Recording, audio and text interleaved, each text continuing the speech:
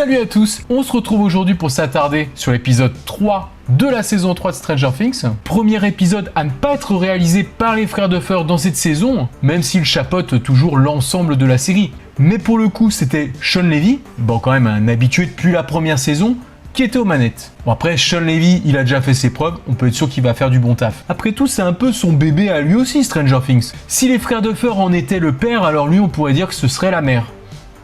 Non, c'est peut-être pas ce que je voulais dire. Bref, on reste toujours sur de la qualité AAA pour cet épisode, visuellement, et en plus très généreux au niveau des intrigues. Il arrive vraiment un truc intéressant à chaque groupe, et je vous propose ainsi de revenir sur les moments que j'ai préférés.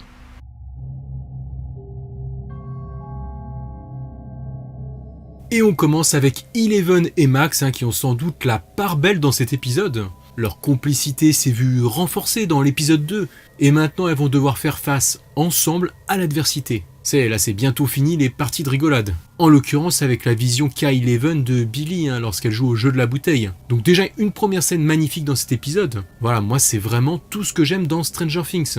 Avec ces passages dans cet inquiétant void, cette vallée du néant. J'adore ça. Avec surtout ce moment où Billy sent la présence d'Eleven et se retourne. Et il la voit un peu devant lui comme s'il avait une réception très mauvaise d'un émetteur. Une représentation d'ailleurs très intéressante qui fonctionne bien à l'écran. Surtout qu'à ce moment-là, lui, il était en train de manigancer des trucs bizarres et qui n'était pas censé sentir sa présence. En plus, nous on sait à ce stade que Billy tourne mal. Et lorsqu'il se retourne pour l'apercevoir, c'est vraiment très inquiétant. Après, idem lorsque les filles enquêtent à la piscine pour Heather. D'ailleurs, attendez, tout le staff de la piscine municipale, c'est quand même des sérieux connards, ma parole. Il n'y en a vraiment pas un pour rattraper l'autre, entre Billy et Heather qui se relaient pour brailler sur les gens qui se baignent, et puis ces deux-là qui tirent au flanc à l'accueil, super mal aimables. Franchement, Billy avait bien sa place ici. Bref, tout ça nous conduit à une deuxième très belle scène dans le Void, dans laquelle cette fois Eleven recherche Heather, avec comme toujours des bonnes trouvailles de mise en scène. J'aime vraiment bien ces moments d'isolement de la jeune fille, avec Heather qu'on aperçoit dans sa baignoire glacée. Et oui, comme celle de Billy un peu plus tôt. D'ailleurs, l'été, c'est clairement pas le moment idéal pour que le Mindflayer fasse son retour. Lui qui aime tant le froid. En tout cas, une fois encore, le duo Max-Eleven fonctionne du feu de Dieu. Et c'est intéressant d'avoir ces impressions de Max pour son frère. Car même s'ils ont du mal à se supporter tous les deux, tout ce que lui annonce Eleven commence à l'inquiéter. Bon, on passe aux autres et on viendra sur Max et Eleven à la fin. Et du coup, on va un peu se pencher du côté de Hopper et Joyce, dans une sorte de scène de ménage. Forcément, vu que Joyce est resté focus sur ses problèmes d'aimant, et avait préféré aller voir Monsieur Clark, plutôt que de passer la soirée au resto avec Hopper. Ce dernier est forcément vexé et déambule à moitié à poil face à elle, ce qui met bien en avant cette surcharge pondérale du chef de la police dans cette saison au passage. Presque dire que c'était teasé dans la saison 2, lorsqu'il était avec le Dr Owen à la fin, et qu'il essayait toujours de faire attention à ce qu'il mangeait, mais que finalement il a succombé à la tentation de son sandwich. Mais en même temps, ça fait plaisir de le voir comme ça, qui a retrouvé l'appétit dans cette saison. Ça montre qu'il se sent bien avec la petite Eleven. Même s'il s'attache à des petits problèmes pratiques, à des détails en la surveillant, il a quand même vachement évolué depuis la première saison, dans laquelle il était un personnage complètement torturé et autodestructeur. Pour une fois, on le voit heureux. Il a de l'appétit, il plaisante. Il a envie de se rapprocher de Joyce. Bref, c'est comme ça qu'on avait envie de le voir. Enfin, peut-être pas jusque-là, non. Bon, du coup, une scène que j'ai beaucoup appréciée forcément, c'est le retour au Kids Lab. Comme je disais avant la saison, j'aurais aimé peut-être revoir ce lieu, mais dans un contexte différent. Genre là, lors d'une petite exploration en urbex pour Hopper et Joyce. On retrouve ces décors qui nous sont familiers, même si c'est le temps d'une scène. Avec aussi ce fameux mur, là où il y avait le portail, qui est scellé.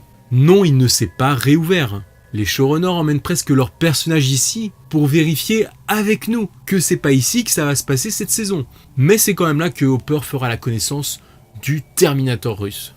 Au début de saison, on avait pu mesurer sa force lorsqu'il avait étranglé un savant à bout de bras. Donc là, ça avait de quoi inquiéter de le voir tomber sur Hopper, qui est même pas au mieux de sa forme physique en plus.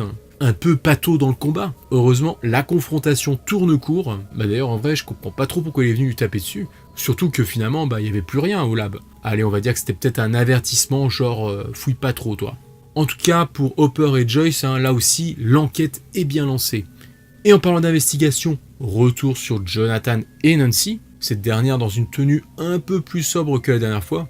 suite au sondage que j'avais fait sur sa robe, vous avez été nombreux à dire que bon ok, c'était pas mal ce qu'elle portait. Même si moi, Nancy, je la préfère quand même comme ça. Oh là non, rien à voir. Ah voilà, comme ça.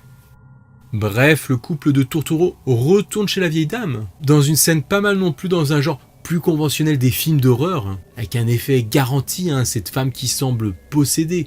Donc voilà, tous ces éléments font déjà un épisode très animé. Chaque arc narratif commence déjà à monter en intensité. C'est le cas aussi du groupe de Steve, Dustin et Robin. Cette dernière déchiffre le code. Ça y est, enfin on peut comprendre ce qu'il voulait dire, vu que nous on était quand même à essayer de l'interpréter depuis plusieurs mois. C'est donc un rendez-vous que se fixent les Russes pour leur trafic derrière le centre Co. Et c'est vrai que déjà Robin se rend décisif dans sa découverte, pendant que Dustin et Steve sont plus là pour permettre de relâcher un peu la pression entre deux scènes intenses grâce à leur humour. Donc c'est assez bien tourné, il y a une bonne dynamique dans cet épisode. Et par rapport à Robin, le fait qu'elle soit autant impliquée nous donne envie directe de l'intégrer dans l'aventure. Parfois dans des séries, on nous insère des nouveaux persos un peu au forcing. Bah là, ça passe nickel. Bienvenue dans la bande, Robin. Et donc ça y est, de leur côté, on commence à espionner du russe. Et d'ailleurs, je sais pas comment ils font pour pas se faire gauler, parce qu'ils sont quand même devant eux, à même pas 30 mètres, avec une grosse paire de jumelles. Mais bon, de toute façon, on n'est pas dans une série qui va s'encombrer avec ce genre de détails, surtout avec ce qui va leur arriver ensuite, mais ça, on y reviendra. Et puis surtout, c'est ça qui est fun. Donc heureusement qu'on va pas se formaliser ici. En plus, au final, ils finissent quand même par se faire gauler. Bon, par contre, les laissés pour compte de cet épisode, c'est plutôt Mike, Lucas et Will. Un peu sur la touche. Loin des problèmes de disparition, de Russes ou de vieilles dames complètement creepy. Ils sont plutôt en état stationnaire sur des problèmes sentimentaux et d'amitié. Je vais pas revenir sur Will the Rise, entre ce décalage entre lui et ses amis se tournant nettement plus vers leur nouveau centre d'intérêt, les filles. Mais suite à leur brouille, ce sera pourtant bien Will qui va commencer à leur donner l'alerte en étant rattrapé par ses sensations, sa connexion avec le Mind Flayer. Ainsi, en cette fin d'épisode 3, les garçons commencent eux aussi à se retrouver impliqués dans l'intrigue. Pour finir, sans doute la scène la plus appréciable de cet épisode, la première confrontation entre Billy et Eleven chez les parents d'Heather. Alors qu'en entrant, les deux jeunes filles s'attendaient peut-être à un drame. Finalement, tout le monde se porte bien, et en plus avec Billy en gendre idéal au milieu de tout ça. Avec l'aide de Flyhead Heather, ils donnent le change et mettent les deux jeunes filles dans une situation embarrassante à entrer chez les gens comme ça. Surtout qu'aux États-Unis, il faut mieux réfléchir à 2 fois avant de rentrer comme ça chez les gens, avec le second amendement. On remarque au passage qu'Heather est la fille de Tom, le rédac-chef du Hawkins Post. Et forcément, ça comptera pour la suite. En tout cas, c'est clair, j'adore vraiment cette scène. Car lorsqu'on découvre le dîner en même temps que les deux jeunes filles, comment elles sont prises à contre-pied, tout comme nous, c'est presque surréaliste ce à quoi nous assistons. Finalement, une scène qui semble de prime abord si banale. Bon, et puis surtout, ce premier contact entre Billy et Eleven, un moment de tension dissimulée des plus intéressants. Car c'est aussi le premier vrai contact, échange, entre elle et le Mind Flayer. D'ailleurs, le flashback de Billy à ce moment-là est bien évidemment celui de la créature qui l'habite. C'est bien le Mind Flayer qui la reconnaît à travers lui. Enfin, une fois que Max et Eleven filent, ça tourne au cauchemar pour les parents d'Heather. De quoi nous laisser bouche bée pour conclure cet épisode, avec l'envie d'embrayer direct sur la suite. Donc voilà, ce qui est intéressant ici, c'est la diversité de tous les événements qui se déroulent dans cet épisode, et qui seront en fin de compte tous reliés. Ça donne beaucoup de richesse en termes d'intrigue, et puis comme d'habitude sublimé par une très belle mise en scène, et une réal au top. Les acteurs jouent toujours super bien, que ce soit décrit tout au long de cette saison d'ailleurs, comme Millie, Finn, David, ou les autres. Il n'y a vraiment rien à dire sur leur très bonne performance. Après, j'avoue personnellement avoir un petit faible pour le jeu de Noah, notamment dans cet épisode 3. On le voit pas beaucoup, mais à chaque fois il est vraiment très convaincant. Non mais regardez ça quand même. Yeah, Mike, that's the problem. You guys are never in the mood anymore. You're ruining our party. That's not true. Really? Where's Dustin right now? See? You don't know and you don't even care, and obviously he doesn't either, and I don't blame him. Et c'est d'autant plus frappant quand on suit un peu l'acteur, qu'on regarde sa chaîne YouTube, qu'on découvre sa personnalité beaucoup plus enjouée et expansive. Ça montre bien quand même à quel point il compose à chaque fois pour ce rôle. Et moi je suis toujours aussi bluffé, donc ça me fait plaisir d'appuyer sur sa performance. Voilà, il y a quand même aussi des interprétations grandioses cette saison, qui mérite elle aussi bien évidemment d'être saluée, mais n'oublions pas comme toujours Noah, qu'il faut le reconnaître fait toujours aussi bien le taf.